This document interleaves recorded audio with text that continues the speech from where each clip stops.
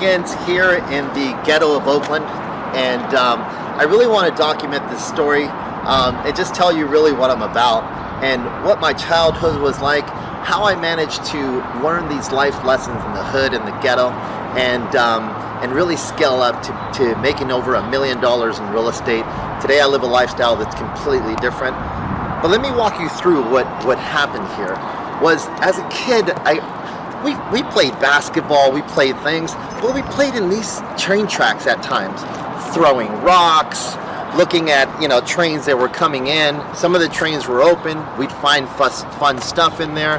It was crazy. These train tracks here used to be filled with trains and a ton of people, a ton of what we called, no disrespect, hobos. These guys were mean. I can remember one day, me and my brothers were walking through these train tracks, and McDonald's is right here on the other side on 29th Avenue. And we were walking through, and this man opens one of the trains and says, "Hey, give me your fucking food." And I was scared. My brother immediately told me to go ahead and run off, and I did. Me and my other brother, we ran off, and I can remember looking back and just hearing the sound of it. Was loud. My brother beat the crap out of this guy, and it was just something else. But growing up in these streets in Oakland, there was always something like that. There was always some sort of violence. There was always either something going bad, losing 5 friends to homicide. It wasn't fun, but this is my story. So what are some of the lessons that I learned in a crappy neighborhood like this? Number one was my relationships. The relationships that I had with other kids were fundamental. If you left someone in a dangerous situation, guess what? You got your ass kicked. If you decided that you were not going to share something with someone, or even they felt like you were like on another team, wasn't a good thing. You had a bad name for yourself. I use these little lessons in the business that I am today. I love relationships. I understand the value of these relationships. I love people. I love to bring value to people. I love to be there when somebody needs me. The environment that you're in, there are lessons to be learned there. The fundamental ones are creating great relationships is number one. I have great relationships with realtors. I have great relationships with wholesalers. I have great relationships with vendors. I have great relationships with hard money lenders. And it all started from this. Doesn't look like much, but it taught me how to be honest, how to watch the man next to me, how to be respectful, and really how to have a sense of community. So today, as a real estate investor, I use these same little basic principles that I learned in the ghetto here in East Oakland, and I just share them with people. I'm humbled to say that I've made over $1 million a year, but I don't forget where I came from. And that's why I wanted to come back here to Jingletown and document my story and tell you about who I am and how I made my way out of this place. So plenty of memories here at Mary Help the Christians Church in Jingletown, the city of Oakland. This is kind of where I stood in line to get my free little sandwich, which is bologna, cheese, and mustard. Really tasty stuff back in the 80s. Also, I stood in line here with my mom getting free cheese for quesadillas. We always put a little twist on whatever we got for free.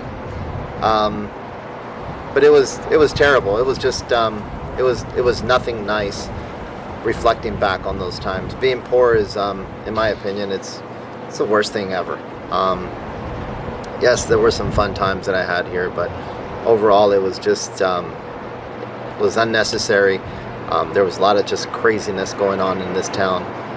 But this church right behind me is Father Dave would come here and he would motivate us to become better people, to become Christians.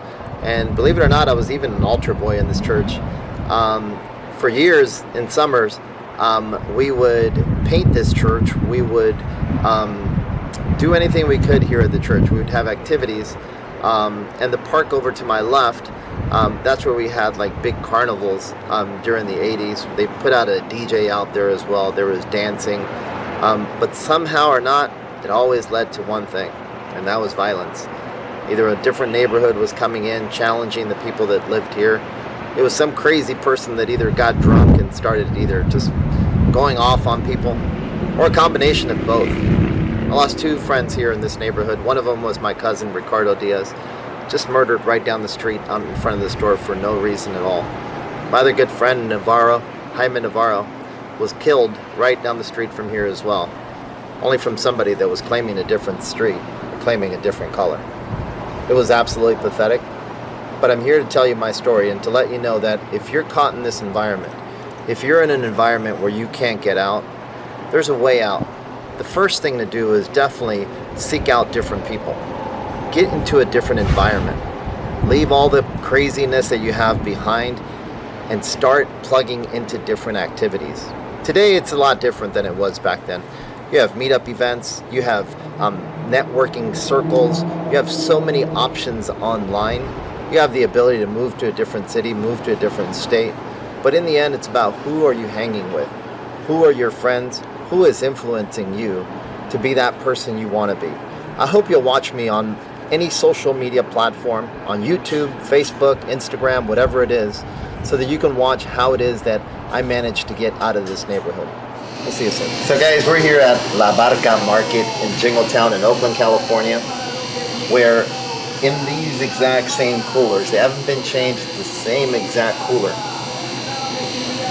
This created my drive, my hustle.